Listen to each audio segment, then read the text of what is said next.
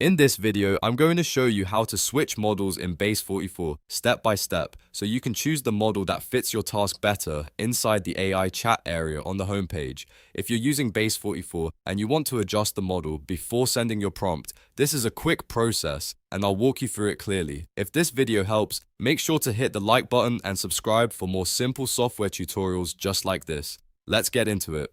First, open Base44 and go to the homepage. Once you're there, look for the AI chat area where you normally type your prompt. This is the main place where you interact with the assistant, so go ahead and click into the chat field.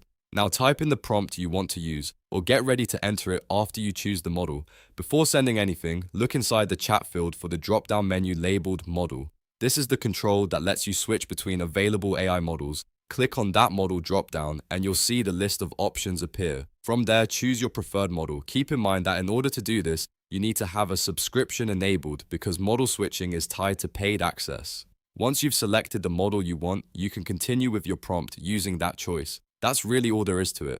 Open the homepage, go to the AI chat area, click the model drop-down, select your preferred model, and make sure your subscription is active. If this video helped, please like the video and subscribe for more quick Base44 tutorials. Thanks for watching, and I'll see you in the next one.